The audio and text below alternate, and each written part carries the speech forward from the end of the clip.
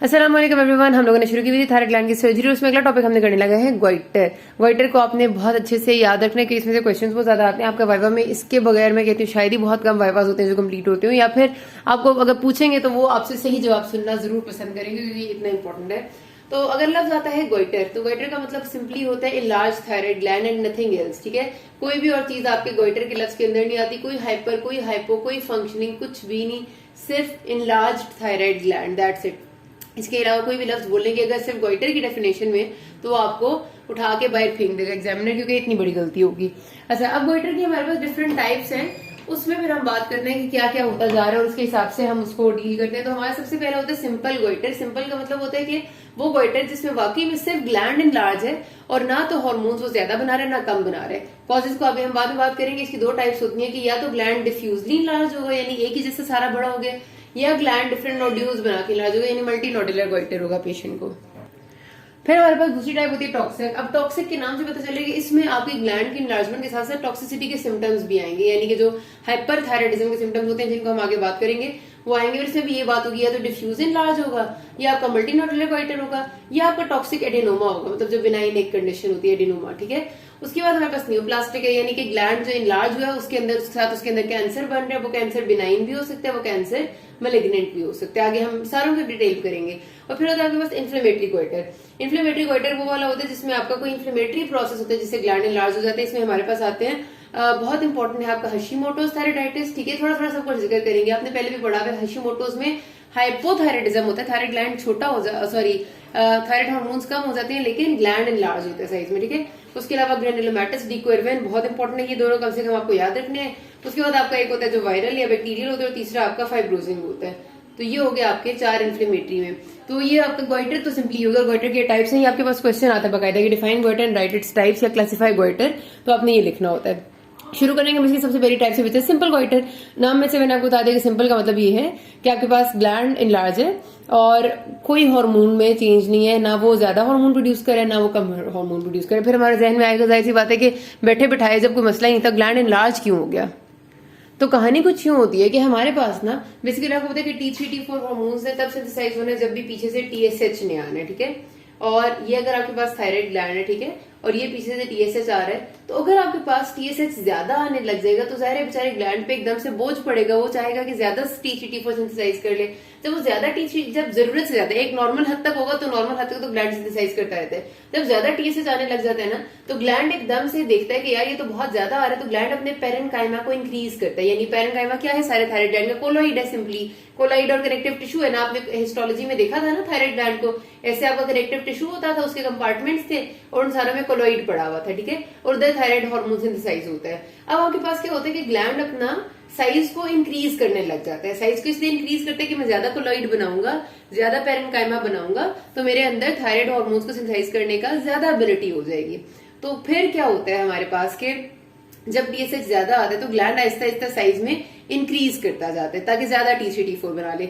जब T3 T4 वो ज्यादा बना लेता है ग्लैंड के साइज को इंक्रीज करके, तो फिर हमारी बॉडी की जो रिक्वायरमेंट है वो पूरी हो जाती है, तो TSH सप्रेस हो जाता है। अब ये TSH जब सप्रेस हो जाता है ना तो थायराइड ग्लैंड ने जो नया पेरेन्काइमा बनाया वो आहिस्ता आहिस्ता रिग्रेस करके दोबारा से नॉर्मल हो जाता है।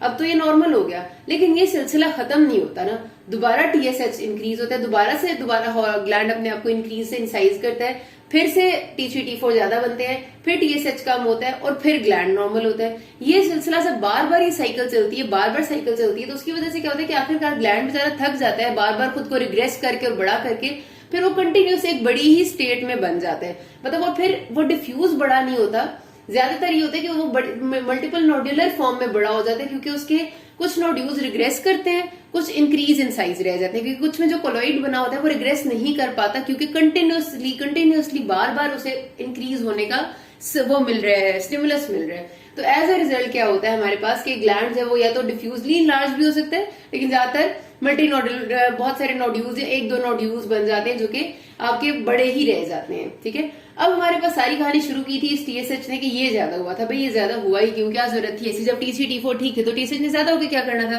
तो TSH ज्यादा तब होता है, ज्यादातर हमारे पास एक बहुत इंपॉर्टेंट चीज होती है कि जब हमारे बॉडी की जरूरत ज्यादा होती है T3 T4 की, जैसे प्यूबर्टी में जब आपकी बहुत सारी चेंजेस बॉडी में आ रही होती है उस वक्त हमारी बॉडी को इन हार्मोन्स की सिंथेसिस हार्मोन की रिक्वायरमेंट थोड़ी ज्यादा हो जाती है, तो उस वक्त बॉडी जो टीएसएच ज्यादा रिलीज करने लग जाती है। बेसिकली टीएसएच से पहले भी आपको होता है कि थायराइड वो वाला रिलीजिंग हार्मोन टीआरएच होता है जो कि आपका हाइपोथैलेमस रिलीज करता है, उसके रिजल्ट में पिट्यूटरी टीएसएच रिलीज करती है और उसके रिजल्ट में हमारा ग्लैंड टीसीटी4 बनाता है। तो प्यूबर्टी में, प्रेगनेंसी में, ये दो ऐसी फिजियोलॉजिकल कंडीशंस है जिनमें आपकी बॉडी की थायराइड हार्मोन्स की रिक्वायरमेंट बढ़ती है और ग्लैंड के इनलार्ज होने का और ये सिंपल गोइटर होने का खतरा बढ़ जाता है। लेकिन होपफुली इन कंडीशंस में ना ज्यादातर आपका ऐसा नहीं होता कि गोइटर हो ही जाए। उसके अलावा आपकी कंडीशन होती है जिसमें आपकी आयोडीन डेफिशिएंसी हो। आयोडीन डेफिशिएंसी होगी तो वो बेचारे टीएसएच हार्मोन को तो नहीं पता ना कि आयोडीन डेफिशिएंट है, वो तो ज्यादा सिक्रीट होगा कि भाई टीसीटी4 बनाओ, लेकिन टीसीटी4 कैसे बने भाई, आयोडीन ही नहीं है, तो उसमें भी आपका सिंपल गोइटर हो जाता है। इसी तरह कहते हैं कि कुछ आपकी गोइट्रोजेंस होती हैं, कुछ ऐसी वेजिटेबल है जिसमें कैबेज है, ब्रेसिका फैमिली की चीजें जो ज्यादा खाओ तो आपकी डिसहार्मोनोजेनेसिस होती है, यानी हार्मोन सिंथेसाइज सही नहीं होता तो टीएसएच ज्यादा हो जाता है। लेकिन सिंपल गोइटर जो करने की वजह है ना वो आपका इंक्रीज टीएसएच है, और वो भी डिफरेंट साइकिल्स में, मतलब आ रहा है फिर ठीक हो रहा है, फिर इंक्रीज हो रहा है, फिर ठीक हो रहा है, और वो आपके ग्लैंड को आखिरकार परमानेंटली इनलार्ज कर देता है और फिर वो रिग्रेस नहीं हो पाता। तो ये आपने पैथोफिजियोलॉजी याद रखनी है, ये भी आपसे पूछते हैं। कॉजेज भी मैंने आपको बता दिए, प्यूबर्टी प्रेगनेंसी फिजियोलॉजिकल है, गोइट्रोजेंस हैं आपके, और जो भी थे मैंने आपको बता दिए। अच्छा, आपके पास पेशेंट के क्लिनिकल फीचर्स क्या होंगे? सिर्फ और सिर्फ enlarge thyroid gland, nothing else. मतलब आपको कोई टॉक्सिक सिम्टम्स नहीं मिलेंगे। हाँ, एक अगर चीज आपकी गर्दन में है, इनलार्ज होगी है, तो हो सकता है कि अगर वो पीछे की तरफ भी इनलार्ज हुई हो, मतलब एक तो दो बातें हैं ना, या तो ग्लैंड आगे की तरफ से इनलार्ज हो रहा है या वो थोड़ा थोड़ा पीछे की तरफ भी इनलार्ज हो रहा है। पीछे की तरफ इनलार्ज होगा तो पीछे आपका ये किसके ऊपर पड़ा हुआ है? ट्रेकिया के ऊपर पड़ा हुआ है खुद, और इसके पीछे इसोफेगस है। तो ये जब कंप्रेशन करेगा तो कंप्रेशन सिम्टम्स आएंगे। ट्रेकिया को कंप्रेस करेगा तो पेशेंट को सांस लेने में मसला होगा, वो कहेगा कि उसे डिस्निया है, शॉर्टनेस ऑफ ब्रेथ लगेगी, या फिर और खाने में मसला होगा, इसोफेगस कंप्रेस होगा तो पेशेंट डिस्फेजिया की कंप्लेन करेगा। तो ये कंप्लेन आ सकती हैं, लेकिन कोई टॉक्सिक सिम्टम्स नहीं होते, सिर्फ swelling in front of neck और कुछ भी नहीं। अच्छा, पेशेंट की कॉम्प्लिकेशन क्या होती है कि वही बात है कि ये सिंपल गोइटर हो सकता है कि बहुत ज्यादा ऐसा होता है कि लोगों का 20-20 साल, 25 साल, क्या 40-40 साल भी इसी तरह रहता है और कोई टॉक्सिक सिम्टम्स नहीं करता, और लोग भी ऐसे होते हैं वो उसको निकलवाना पसंद नहीं करते। लेकिन आफ्टर अ टाइम अचानक से उसमें कुछ होता है और वो एकदम से ज्यादा हार्मोन्स T3 T4 बनाने लग जाते हैं और टॉक्सिसिटी उसमें आ जाती है। तो सबसे पहली जिसकी कॉम्प्लिकेशन होती है कि ये टॉक्सिसिटी में चेंज हो जाता है और उसको हम सेकेंडरी थायराइडोटॉक्सिकोसिस कहते हैं। मैं आगे आपको बताऊंगी भी, ठीक है। तो पहले इसका कॉम्प्लिकेशन ये है कि ये टॉक्सिसिटी में चेंज हो जाए। दूसरी, अब जाहिर सी बात है तो इनलार्ज है, इसके अंदर ब्लड वेसल रप्चर होगी तो हेमरेज होने लग जाएगा, ठीक है। और कार्सिनोमा का इंसिडेंस भी ज्यादा होता है, इस वजह से बेहतर होता है कि आप इसको रिमूव कराएं या फिर इसकी ट्रीटमेंट लें। अच्छा, अब हमारे पास इसका डायग्नोसिस करने का पहली बात है कि बहुत क्लिनिकल सा डायग्नोसिस आपको स्वेलिंग से आराम से पता चलता है। हम पेशेंट से कहते हैं कि आप घूंट भरें या स्वेलो करके दिखाएं, तो अगर स्वेलो करने पे जो नेक के सामने एक स्वेलिंग है पेशेंट को वो मूव कर रही है तो इसका मतलब है वो थायराइड ग्लैंड है, ठीक है। थायराइड ग्लैंड हमेशा मूव करता है। अच्छा, अब वो मूव करते हुए आपको पता चलेगा कि थायराइड ग्लैंड है, इनलार्ज है। आपने पेशेंट को क्लिनिकली चेक किया, आई साइंस के लिए, बाकी चीजों के लिए जो होते हैं टॉक्सिक वो नहीं है, तो आपको समझ आ गया कि दिस इज पेशेंट का डिस्निया डिस्फेजिया का आपने पूछ लिया, वो भी नहीं है, तो आपको समझ आ गया कि दिस इज सिंपल गोइटर जो कि आपके कोई भी दूसरे सिम्टम्स कॉज नहीं कर रहा। एक सेकेंड, फिर आपने क्या कराना होता है? आपने सिर्फ एक दफा कंफर्म करने के लिए T3 T4 TSH करा लेने, वो सब नॉर्मल होंगे, उनमें से कुछ भी बड़ा हुआ कम वाला नहीं होगा कि इसमें कोई आपका टॉक्सिसिटी नहीं है। और उसके बाद अगर आपका सिंगल नोड्यूल है, मैंने आपको बताया, तो आप अपने आप को कंफर्म करने के लिए कोई कार्सिनोमा ना हो तो आप FNAC करा ले, और अगर आपका मल्टी नोड्यूल है तो इतनी वैसे जरूरत दोनों चीजों की नहीं होती। आप चाहें तो आप इसका एक एक्सरे करा लें, आपने रेट्रोसिनेल एक्सटेंशन देखने तो, लेकिन अगर पेशेंट को सिम्टम्स नहीं है, कोई डिस्फेजिया डिस्निया के, तो वो भी हम नहीं कराते होते। नॉर्मली हम इतने पे आराम से डायग्नोसिस बना लेते हैं। अब हमने इसकी ट्रीटमेंट, अल्ट्रासाउंड आप नेक का करा लें अगर आपको मतलब चाह रहे हैं कि देख लें कि वाकई में सॉलिड है, सिस्टिक है, व्हाटएवर, ठीक है। लेकिन आप FNAC सिर्फ तभी कराएंगे अगर सिंगल सॉलिड नोड्यूल हो, ये बात तो मैंने आपको बता दी थी। अच्छा, अब आपने इसकी ट्रीटमेंट कैसे करनी है? आप याद रखना कि हमारे पास जो सिंपल गोइटर है, अगर आपके, अच्छा, अब हमारे पास कुछ इस तरह हमने ट्रीटमेंट करनी होती है कि हमारे पास सिंपल है या मल्टी नोड्यूल है, ठीक है।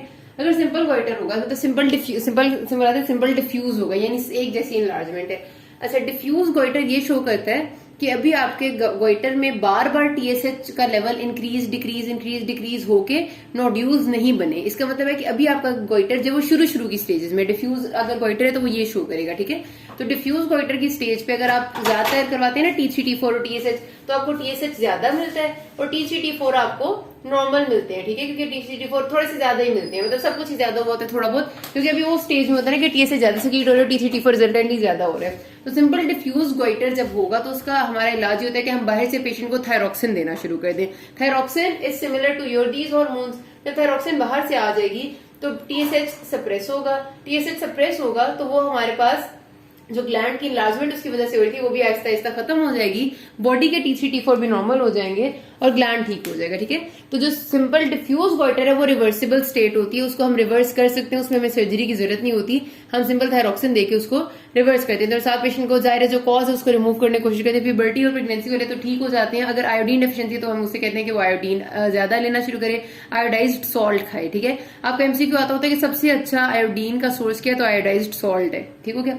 अच्छा, उसके बाद हमारे पास अगर आप मल्टी नोडुलर बन चुके हैं, मल्टी नोडुलैरिटी ये शो कर रही है कि बहुत सारे साइकिल्स इस TSH के इंक्रीज के गुजर चुके हैं, TSH ज्यादा हुआ था फिर कम हुआ था फिर ज्यादा, कि अब वो नोड्यूल्स बन गए हैं, अब कुछ जगह फाइब्रोसिस हो गई है, मतलब जाहिर जब रिग्रेस कर रही थी फिर बड़ी हो रही थी फिर रिग्रेस करती है, आखिर फाइब्रोसिस हो गई और अब वो ठीक नहीं हो सकता हम जितना भी थायरोक्सिन दे दें। अब उसका एक ही इलाज है कि या तो पेशेंट को अगर वो बिल्कुल सिम्टम्स नहीं दे रहा और वो कुछ नहीं कह रहा तो पेशेंट उसी के साथ वैसे ही रहे, एक्सोजेनस थायरोक्सिन बेशक लेना शुरू कर दे ताकि ये बढ़े ना, लेकिन वो गोइटर नहीं अब ठीक हो सकता, नोड्यूल्स नहीं अब खत्म हो सकते।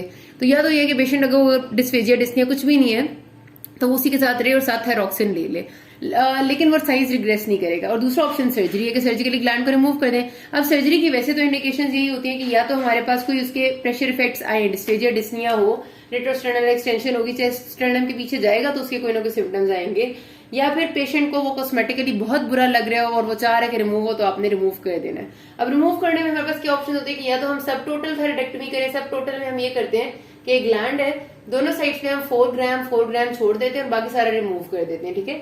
और टोटल थायराइडेक्टमी का मतलब है कि हम सारा ग्लैंड रिमूव कर दें।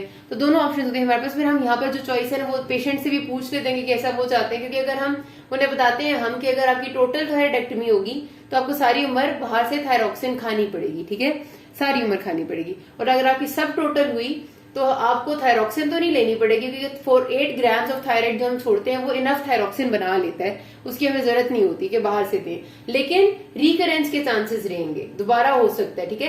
तो हम पेशेंट को ये बताते हैं कि अगर आपकी टोटल होगी तो आप थायरोक्सिन खाएंगे, लेकिन रिकरेंस बिल्कुल भी नहीं है। सब टोटल होगी तो आपकी रिकरेंस के चांसेस है और आपको थायरोक्सिन नहीं खानी पड़ेगी।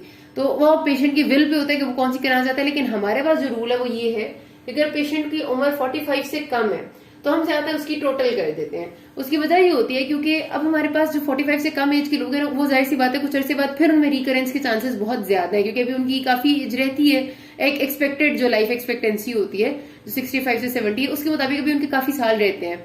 उसकी वजह से जवानी की उम्र में 25-30 साल के लोग अगर होंगे 35 के तो हम उनकी टोटल कर देते हैं ताकि वो थायरोक्सिन बेशक खा लें लेकिन दोबारा उनको सर्जरी ना करानी पड़े, रिकरेंस ना हो। लेकिन जो पेशेंट्स 45 से ऊपर होते हैं, सपोज अब एक अंकल है जो 55 साल के हैं, अब 55 साल की उम्र के अंकल के पास रहने कोई 10 साल रह गए, ठीक है। मतलब एक अंदाजे से अगर बात करूं कि 65 इज लाइफ एक्सपेक्टेंसी नॉर्मल, तो 10 साल तो उनकी जिंदगी के रहते हैं। और 10 साल में एक गोइटर इतनी जल्दी रिकर नहीं करता, मतलब उसको कम से कम 8 से 10 साल लग जाते हैं दोबारा से रिकरेंस के लिए। ये नहीं होता कि आज आपने सर्जरी कराई कल वो रिकरेंस हो जाएगी उसकी। तो अब मैं अगर इन अंकल को टोटल थायराइडेक्टमी करके इनको थायरोक्सिन पे डालूंगी तो ये बूढ़े भी हैं, इनके लिए गोली याद रखना भी मुश्किल होगा, गोली खाना भी बूढ़े लोगों को एक अजाब लगता है। तो इस वजह से मैं इनकी सब टोटल कर दूंगी कि इनके अंदर जो ग्लैंड थोड़ा सा रह गया है वो फंक्शन करता है, इनको थायरोक्सिन ना खानी पड़े। और जब तक 10 साल बाद अगर वो दोबारा रिकरेंस उसने होना भी चाहिए तो शुरू ही होगा, तो होपफुली से मुराद नहीं है, लेकिन वो लाइफ एक्सपेक्टेंसी खत्म होने के करीब आ जाती है। तो इस वजह से एक जनरल रूल थायराइड में ये होता है कि 45 से प्लस वालों का हम सब टोटल करते हैं और 45 से कम वालों की हम टोटल करते हैं, टोटल थायराइडेक्टमी, ठीक है। ये बात समझ आ गई, याद रखनी, बुक में आपको नहीं लिखी हुई मिलेगी। उसके बाद अगला टॉपिक जो हमने करना दैट इज थायरोटॉक्सिकोसिस। मेरे अगले पार्ट में शुरू कर लेते हैं। किसी को कोई मसला हो कि ना, थैंक यू।